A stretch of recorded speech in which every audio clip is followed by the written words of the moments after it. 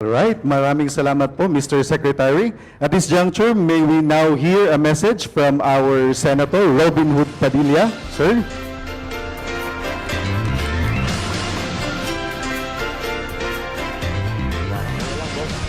A'udzu billahi minasyaitonir rajim. Bismillahirrahmanirrahim. Alhamdulillah rabbil alamin. Bismillahi wassalatu wassalamu ala Rasulillah. Assalamualaikum warahmatullahi wabarakatuh.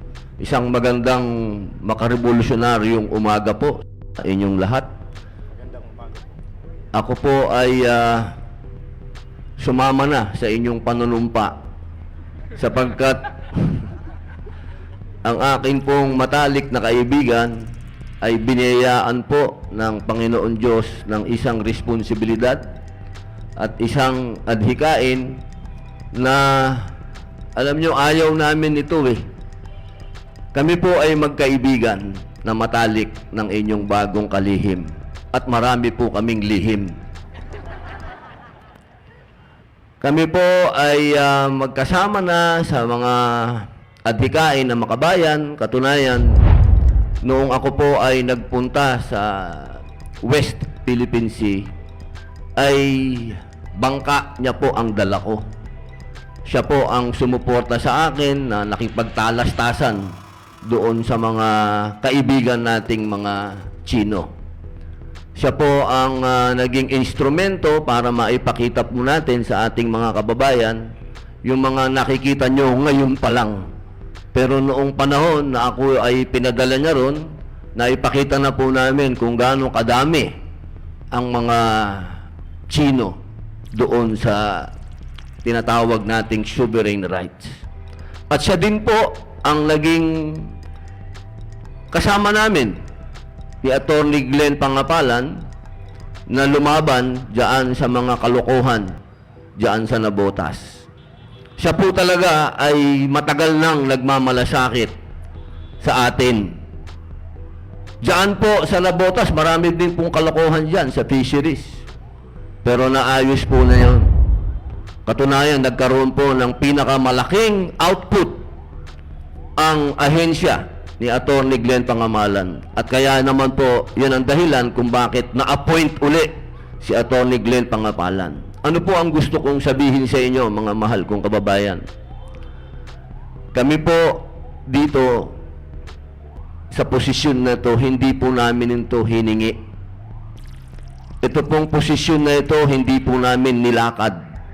Katunayan, kami po, habang lumalakad dyan kanina, paakyat, nakatingin kami sa isa't isa, paano nangyari to?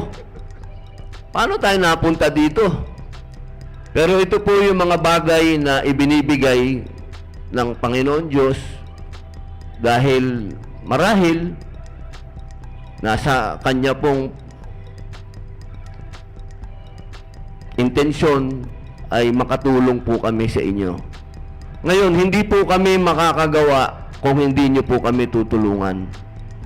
Katulad po ng sinasabi kanina pa dito sa ating panunumpa, sa watawat, panunumpa sa inyong kagawaran, isa lang po ang pinakamahalaga doon, yung pagmamahal natin sa Diyos, sa bayan, sa kapwa Pilipino at kalikasan.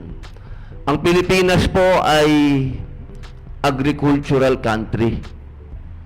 Sa matagal na panahon, sa hearing ho, sa Senado, paulit-ulit, sumasakit na ho ang tenga ko, paulit-ulit.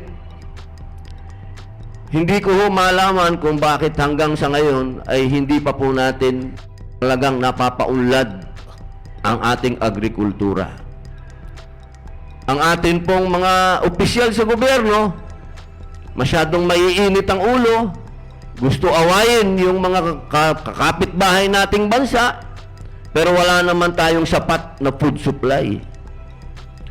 Kaya sana bago natin unahin ang init ng ulo natin, siguraduhin muna po natin na may pagkain tayo sa bayan natin. Sa bawat hapagkainan ng ating mga kababayan.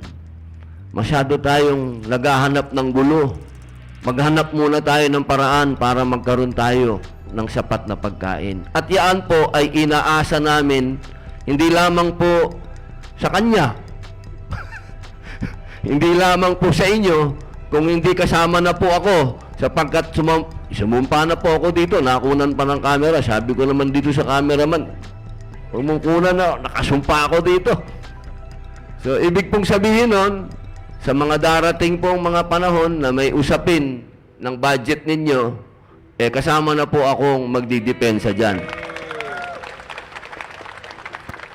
Kaya po sana, suportahan po natin yung bago nating kalihim sa kanyang pakikibaka, sa inyong pakikibaka, sapagkat wala pong pinakamagandang regalo tayo sa ating mga kababayan kung hindi ang sapat na pagkain. Maraming salamat po. Mabuhay ang inyong kagawaran.